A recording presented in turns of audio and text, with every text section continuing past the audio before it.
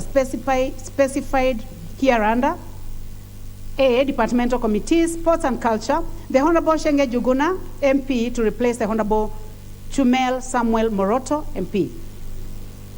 2, the regional development committee, the Honorable Deko Baro Mohammed, MP, to replace the Honorable Kahugu Eric Mwangi, MP. B, financial audit and money-related committees. 1, public debt and privatization, the Honorable Shege Juguna, MP, to replace the Honorable Kahugu Eric Mwangi, MP. 2, special funds accounts committee, the Honorable Kahugu Eric Mwangi, MP, to replace the Honorable Gishuki Edwin Mogo, MP. And C, other select committees, the Honorable, I would like to take that again, Honorable members, select committees. Committee on Delegated Legislation, the Honorable Dekor Baro Mohammed, MP, to replace the Honorable Rai Samuel Gozi. Honorable members, will as many as of that opinion say aye? Aye. And will those of the contrary opinion say nay? The ayes have it. Thank you, honorable members. What is out of order? The Honorable Junet Mohammed. Madam Speaker, it's only that I'm speaking now after the facts. But first I want to congratulate the new members, Honorable Deko and the other member who have gotten their new committees. But Madam Speaker, I want to bring something because I'm a member of the selection committee that is chaired by the majority leader, Honorable Kimani Ichung'wah. Madam Speaker, I must bring this matter out because this is when we are discussing this matter on the floor of the House, and I think it must go on record. Madam Speaker, yesterday in our selection committee, if you look at the motion that we have just passed, and you look at the list that has just been passed, and the names that have just been passed is a list that consists only on from the majority side. There is no single change from the minority side. But Madam Speaker, the minority side had their own changes to do. And we were not punishing anyone. We wanted to reorganize our committees so that they can become more effective. Because if you want to punish anyone, you will de-whip him. And the whipping is done under Article 174, Standing Order 174.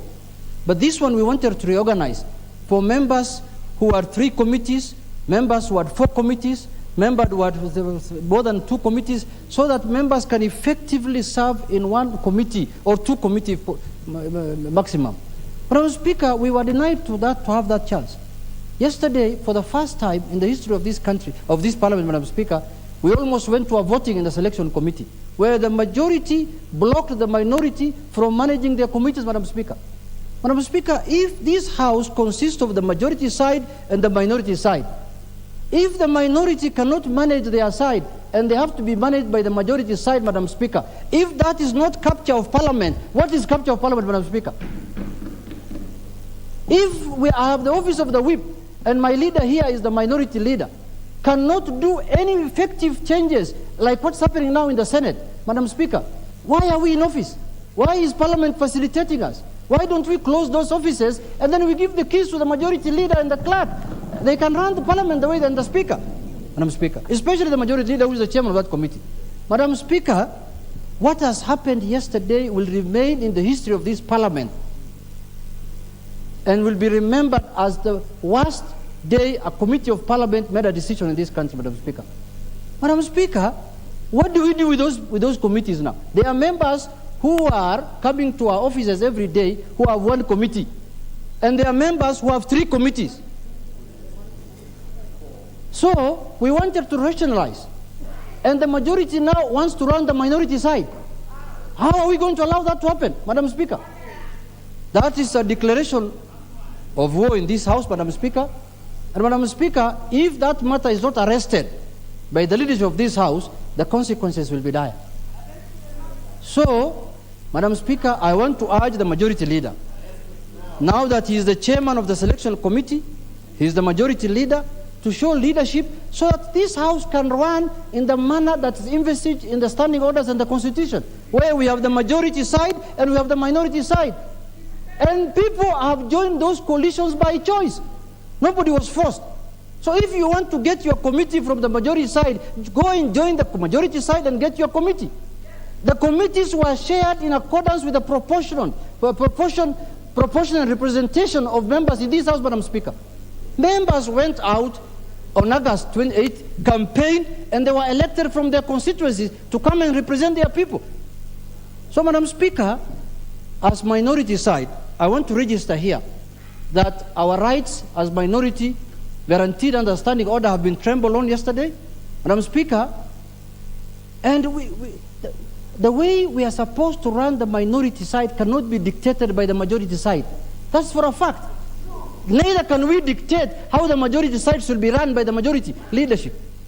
So, Madam Speaker, our proposal for rationalizing our sides of the committee was yesterday rejected through voting. We don't want to, we have a serious crisis outside Parliament. If the members wish, we bring that crisis also inside here, well and good. We know how to do it best. From 2013 to 2017 to all the time we have been doing it, we know how to do it. We have done frimbis here. We have made Uhuru Kenyatta cannot speak in this house one time. We can repeat the same, but we don't want to go that direction. We want to have a direction where we show leadership, and I urge the majority leader to take leadership and make sure our committees are brought here without any fail, and majority should not have a say in how we run our committee. If that demand is not met, I'm issuing here notice that the consequences will be there in 14 days. Well, obviously, honorable members, the first opportunity goes to the majority leader, who is the chair. So the floor is yours, majority leader. Thank you, Honorable Speaker. And Honorable Speaker, it is good that the minority whip has raised that very pertinent issue, because committees of this House, including the selections committee that I chair, and it's the only committee that I chair and I sit in other than the House Business Committee, where I attend as a member under the chairmanship of the Speaker. But the selections committee, I chair. And I chaired the meeting yesterday evening from about 5 p.m. to around 7 p.m. And it is true that there was a list that came from the minority, which members felt, first, it was not part of the circulated agenda for the meeting, because the agenda circulated, I think, from the 27th of this month, had two agendas, which was approval of the membership to the two sessional committees, the Powers and Privileges Committee and the Members' Welfare Committee, and placement of the two new members, the Honorable Shege and the Honorable Major Deko. And when the leader of minority introduced the list of changes under AOB, we had a spirited engagement for close to an hour on whether first we should admit it such substantive business as AOB. And eventually we agreed by consensus that we should admit that business under AOB. Therefore, it is not true that the majority in any way stopped that business from being transacted. We did discuss the list, including myself and the Honorable Leader of Minority first reading out the list of the members being moved from what committee to what committee. And members had varied opinion to an extent where one of the members, and I'm glad the Honorable KJ is in the House, because he's the one who moved the motion that we take a vote. Because where you don't agree on anything by consensus, then the vote decides. And before we voted, the leader, the minority whip, is the one actually who offered to withdraw the list of changes, because he saw the sense in building consensus. And why are we seeking consensus, Honorable Speaker? I said the committees sit on behalf of plenary. We could come and sit, the 349 of us, and place members in committees. But you know that would be a marketplace and it cannot work. Therefore, when a committee sits, and when you are a chair of a committee, and I know the Honorable Junet has never chaired any committee for the last 12 years he has been in this House, but I have been the chair of the most important committee, the Budget and Appropriations Committee, where you have to give and take. I have told the Honorable Junet and the Honorable Pio, and I believe in consensus building. I believe in people engaging and arriving at a fair engagement and fair results. And therefore, I want to treat a member of the minority party from whichever party, whether you're in Jubilee, whether you're in ODM, whether you're in Wiper, as a member of parliament. And where the Honorable Nyikal's rights, I feel his rights are being infringed by the Honorable Junet, I will stand up to be counted to protect the rights of Honorable Nyikal to be a member of any committee. Therefore, Honorable Speaker, I did implore from last week on the minority that other than doing changes in a very sectarian manner and in a very underhand manner by sneaking in at least the last minute through the clerk's office, let us engage as we did when we were forming these committees. Let us have changes from the majority. Because even the majority may desire to, and we desire to make changes. These members in the majority, on the majority side will tell you there are some who want to sit in other committees. There are members who are appointed to some committees. They have never attended a single meeting.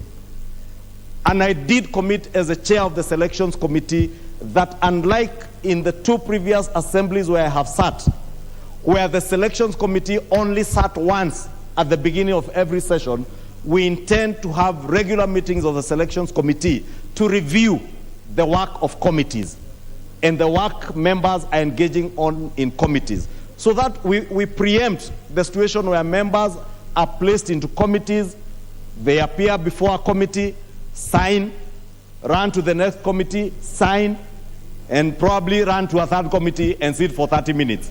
And you offer no meaningful engagement, and you don't give value to that committee. And therefore, Honorable Speaker, it is in that endeavor to ensure, one, there is fairness.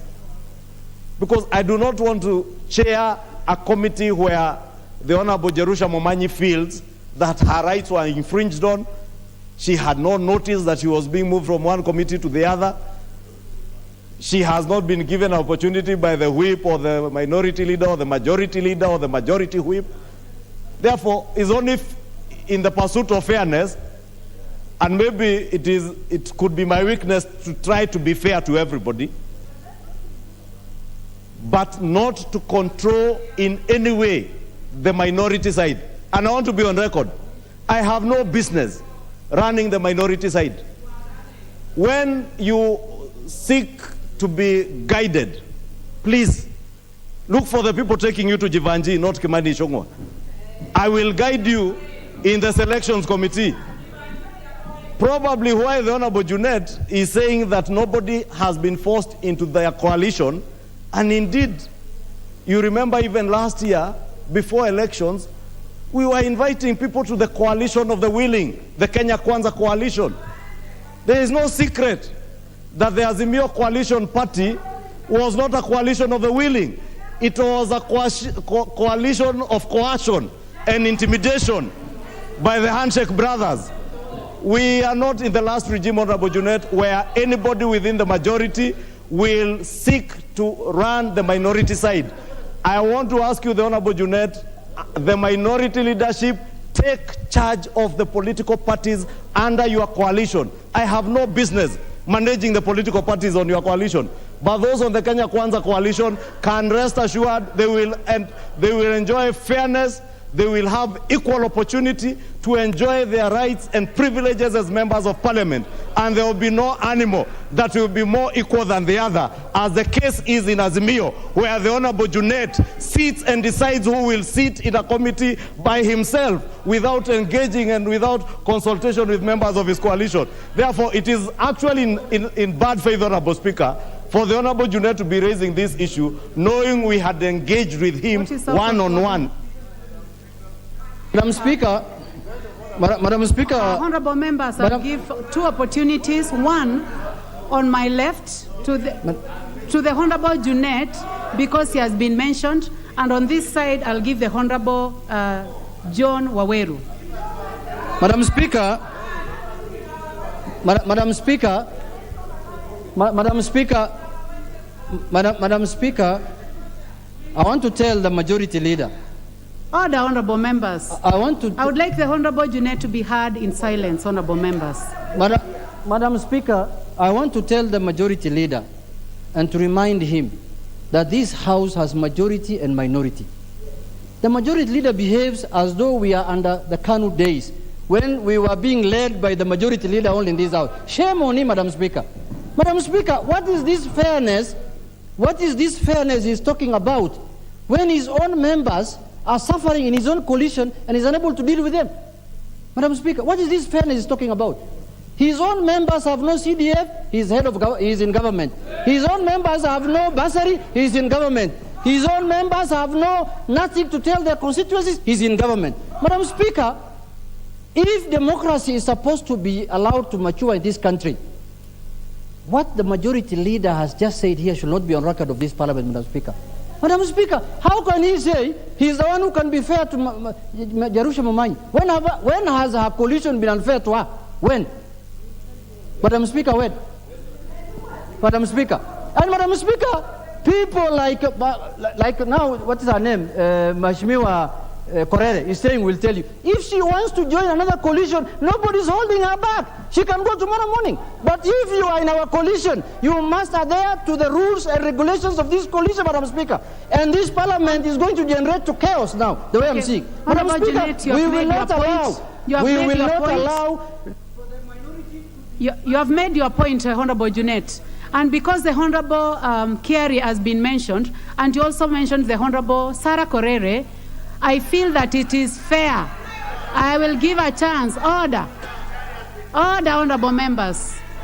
I will give a chance to the Honorable John Waweru. Please proceed, Honorable John Kerry. Madam Speaker, I do believe that in this House we are able to debate and debate. Madam Speaker, I believe that in this House we are able to debate and debate rationally, Madam Speaker. And as you rightly said, Madam Speaker, I was in that meeting. And I want to tell this House authoritatively, Madam Speaker, that what has been presented by the majority leader is properly before this House. The committee applied itself and in the best way that they could, because what is being debated here by the leader, the majority whip, actually appeared before the committee and procedurally, Madam Speaker. We had to pause the meeting to actually accommodate the list that they wanted to bring to the committee, Madam Speaker. In fact, to resolve the impasse, I had to call, to implore the chairman to actually call the committee, the matter to a vote. But more importantly, Madam Speaker, I want to associate myself with the words of the majority leader, that the majority side has no business managing the minority side. In fact, what is happening, Madam Speaker, is natural. Last year, when we were saying that this coalition is coercing people into Azimio, when we were saying that this coalition is bullying people into Azimio, when we were saying that this coalition is intimidating people into Azimio, we meant exactly what we did. And no amount of shouting from Honorable Millie will stop me from saying that there shall be a stampede out of Azimio, because it is not a coalition of the willing. People are running out of Azimio because they are seeing the injustices in that coalition. The Wiper Party is crying in Azimio. The Wiper Party has been conned from the time this Azimio was called. It changed into NASA, and it is now Azimio, and it is still conning Wiper. The reason why you see the opposition side, the minority side silent, is because there are big brothers in the Azimio who have been bullying other junior members in that coalition, Madam Speaker. But I need to say, Madam Speaker, that as you well said, this is a house of debate. If we want maandamano we can take to Jacaranda, we can take it to Jivanji, we can take maandamano to Kamukunji, but this house shall remain the house of sober debate, where ideas shall be weighed by their merit, not by how loud you shout on the floor of the house. Madam Speaker, I want to say that the majority side has presented its list. The minority side has been unable to even agree on what changes they want in these committees. So if they want to abscond, Madam Speaker, it is their right to abscond even the sittings, Madam Speaker.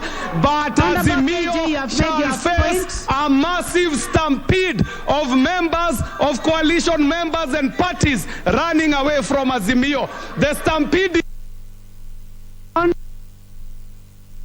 Point, honorable members, the last opportunity, honorable members, will go to the Honorable Sarah Korere.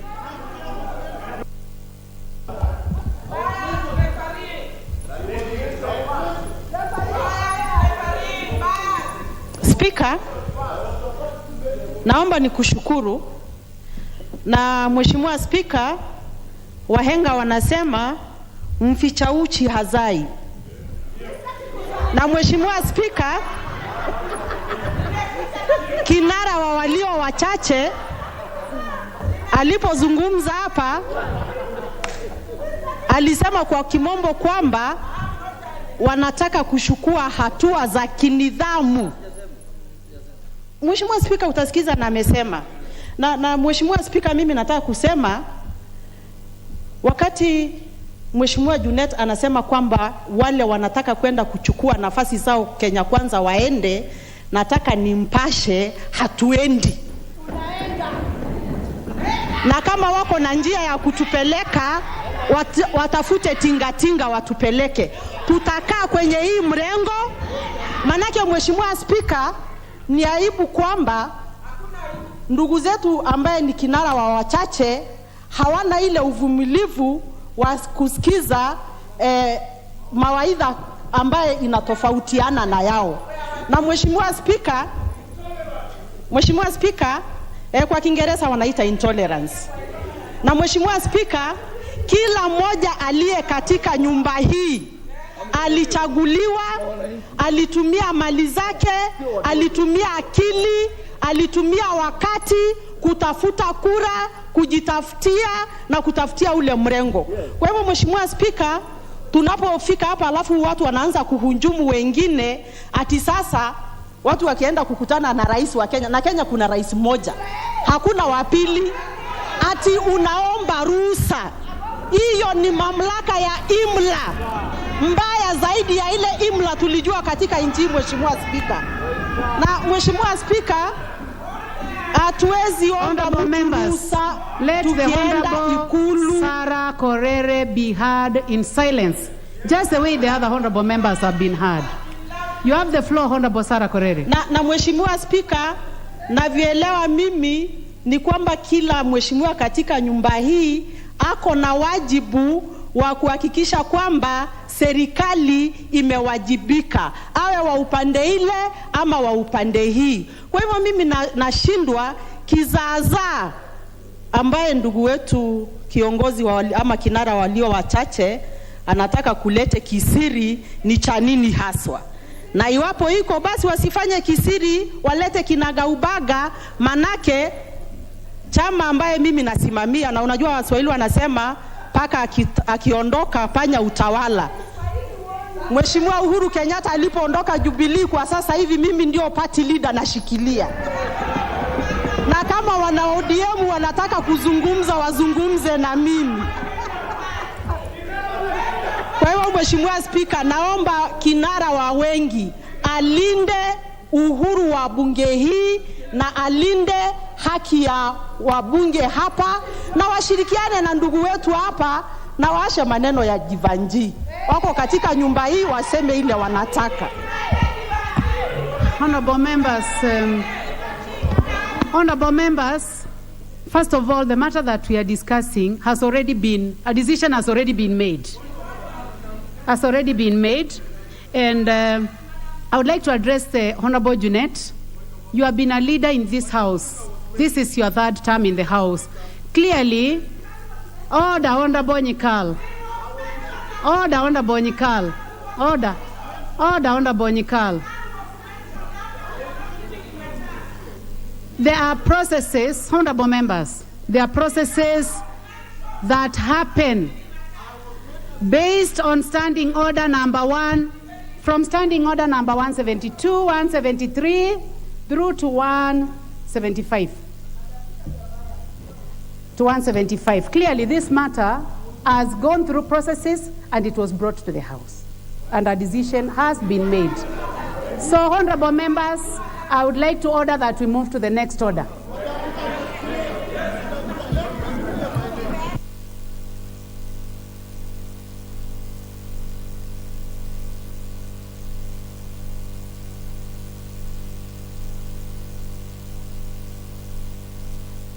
Next order. Next order. Order number 13, motion. General debate on the proposal to Parliament to consider amending the Constitution and the standing orders. Resumption of debate.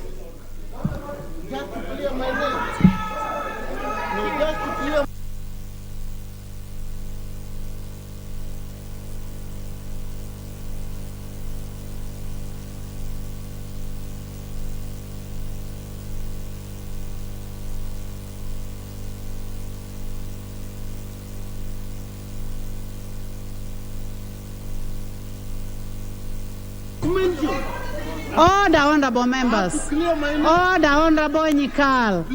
Please, honorable Nyikal, I order that you go back to your seat. Will I clear my name? First of all, honorable Nyikal, you will go back to your seat. Will I clear my name? I'm going back, but will I clear my name? Please proceed to your seat, honorable Nyikal. I will clear my name. If I don't,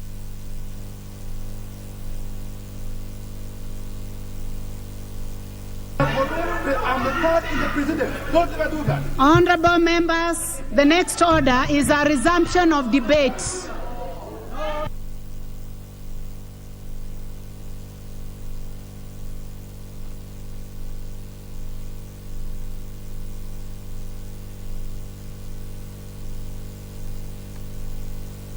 Honorable members, we already moved to the next order, which is resumption of debate. And in regard to that, honorable members, I will give the opportunity to Honorable Kuria Kimani, member for Molo.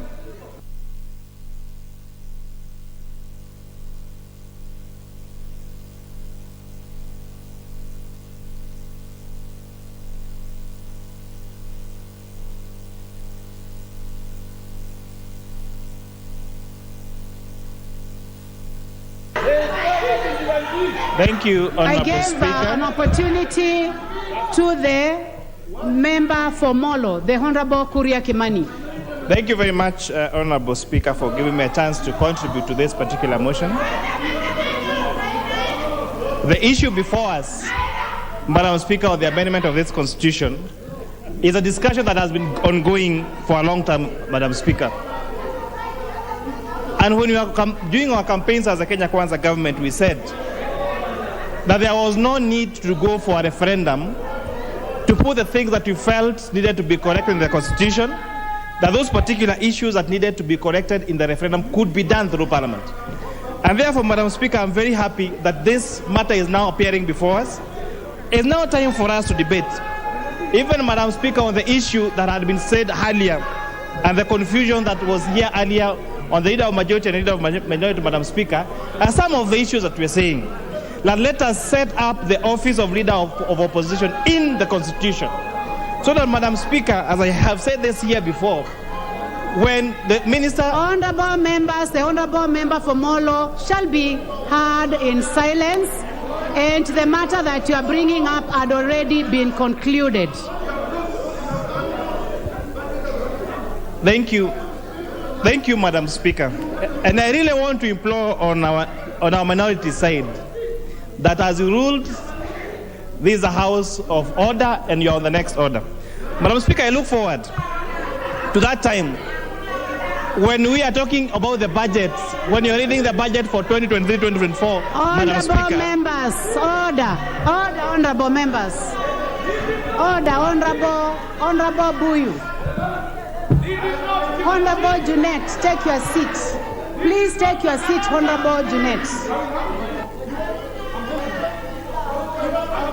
Honorable Minority Leader, please take your seat.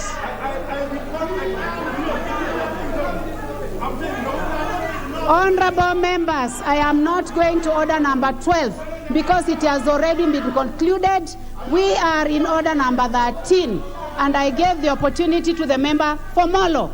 Honorable member for Molo, please proceed with debate.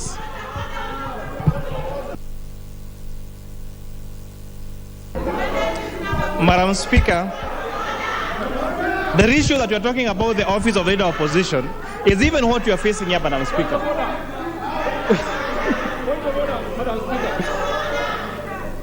Point of order, Madam Speaker, on quorum.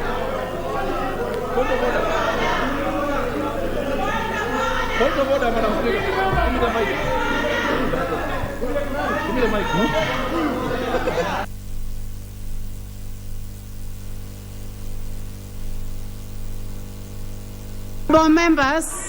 Honorable members, I have a point of order from the Honorable Kagusha. Madam Speaker, I stand on standing order number 35, and I realize we do not have quorum to conduct any business in this house. So, Madam Speaker, I beg that we suspend this debate since we have no quorum in this house. Put the question, Madam Speaker. Put the question, Madam Speaker.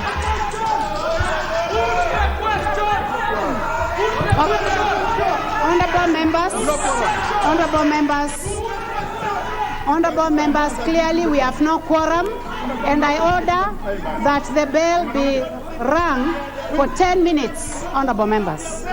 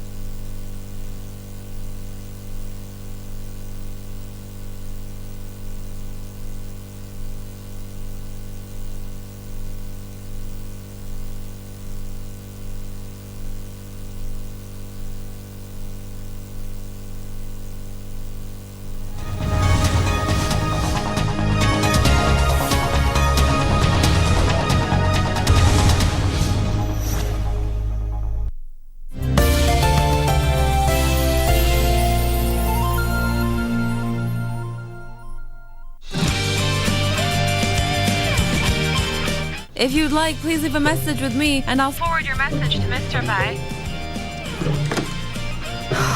Goodness, how scary. Did you bring your wallet? I can't find my wallet.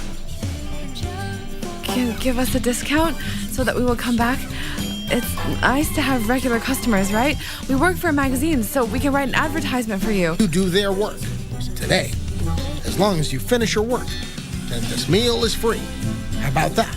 No new eggs for us, so I thought I'd help them hatch first, then big chickens and small chickens and eggs. Then they're happy, but what about me?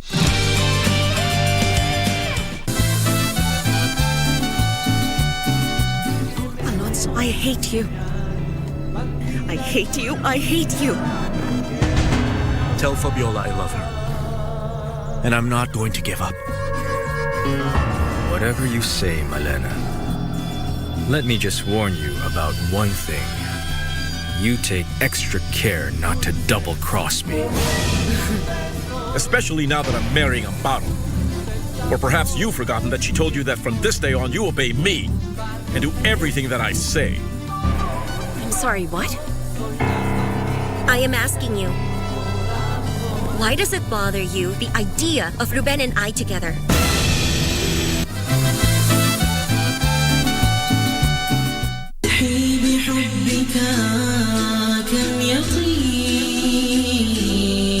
Ni kuna hikma ambazo tunafaa kutumia wakati tunamwabudu Allah ili ibada zetu ziweze kukubalika. Yani Allah subhanahu wa ta'ala amekutanisha kushuhudiwa kwamba bwana Mtume Muhammad alayhi salatu wassalam ni mtume na tena ni nabii, amekutanisha na kushuhudiwa yeye kama Allah subhanahu wa ta'ala. Oh Muhammad, peace and blessings on you every day. Alayka sallallahu. Ayo ikatoka mbio kama imeshika handkerchief. Handkerchief. Ndio nikielezea yeye bibi yake imekuwa imekidinafwa na kidinafwa. Imeenda. Uliona ama ukuona? Nimeona na macho yangu. Uliona kabisa? Kidnap bibi ya mtu kama Makoa ati ndio turudi aitize Ramsa. Makoa anaweza leta gapi? Ametolewa figo. Hapana. Maini. Hapana. Pancreas. Hapana. Huyu mama ameweka mkokoteni yake. I'm asking, did you see? No, we think you. Bomba ligani na pahali bibi yako alikidnapiwa? I was 100 million kilometers per hour. 100 million kilometers per hour. Per hour. Kilograms.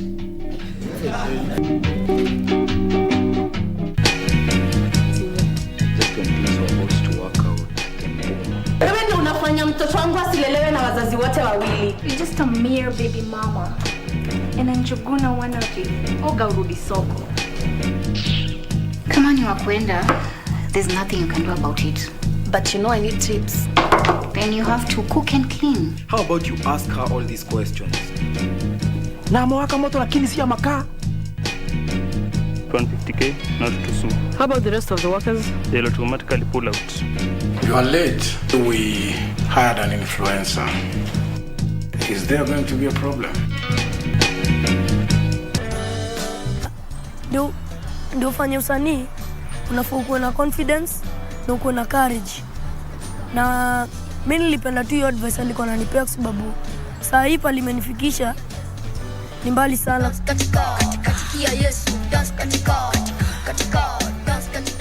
Kwa msanii mwenye anani inspire ni JB Palma, Hope Kid na Ekodida. Shili shall lead south. Shili shall lead south. Shili shall lead south. Who are your friends? Where did you meet your friends?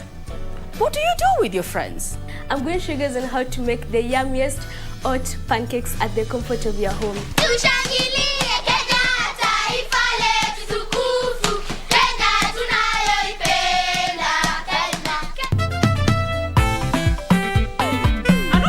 Get married, Julia, but we all know you keep on going to the weddings. Hey, come in. Does going to weddings mean that you want to get married? Exactly. Why do you go to these weddings to witness if you're not interested? Let me ask you something, Chepkoech. Even you like going to funerals. Does it mean that you want to die? Naya, what kind of reasoning is that? Only a demented person can reason. Did you say bribing? Hey, yes, I saw it with my own two eyes. It happened right in class. In fact, he was giving me 500 shillings each. Gave who? Kinyanjui, Farah, and imagine Mwalimu even tried to give a Tito, but he refused. I'm Marie Yambo, here in the southern parts of the country in Oloitoktok, where, as you can see, farmers have lost their crops to the ongoing drought. Some families are even feeling the pressure to marry off their girls for an income. That story coming soon on KBC Channel 1. Hii kwenye mkulima tutazingatia ufugaji wa kuku wa kienyeji improved.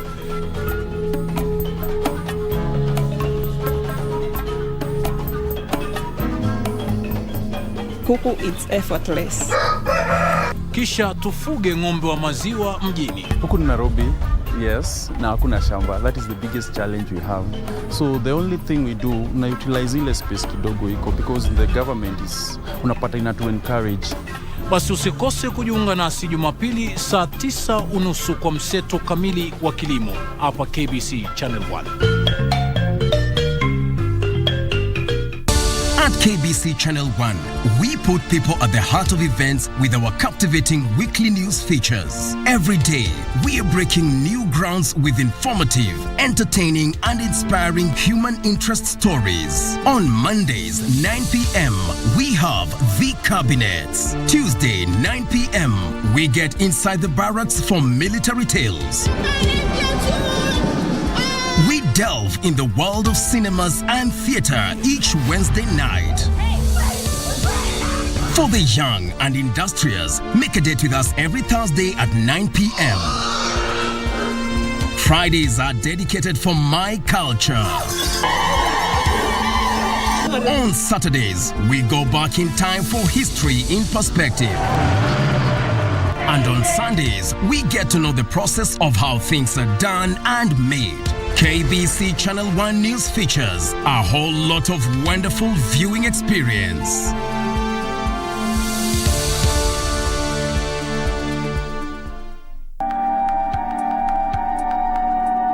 Mzali sign divorce papers.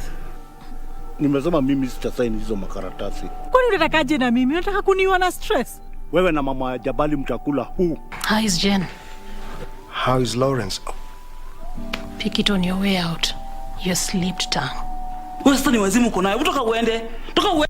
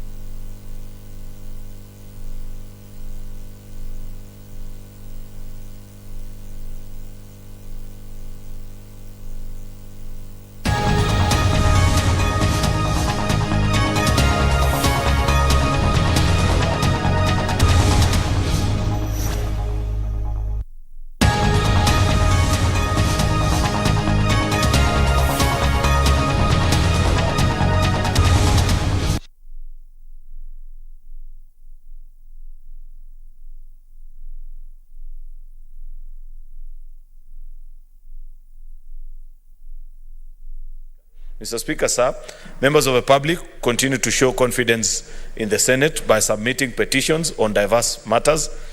Presently, there are 4 petitions before the Senate. One, refer to the Standing Committee on Roads and Transport, Standing Committee on Agriculture, Livestock and Fisheries, the Standing Committee on Justice, Legal Affairs and Human Rights, and 2, committed to the Standing Committee on Labor and Social Welfare. Appreciating that petitions are of great importance to the people and they give the Senate a basis for undertaking its constitutional roles, we must resist the temptation of converting petitions to full-blown inquiries that run for months on end. Mr. Speaker, and this is a very important point as well, that I want to urge colleague senators and chairpersons of the various committees that have petitions before them. Petitions is just to remind you or bring to your attention that there is a particular issue that as a Senate you need to look into. Many of the time, matters that are brought before us, it will need either the assistance of investigative agencies and such matters, Mr. Speaker.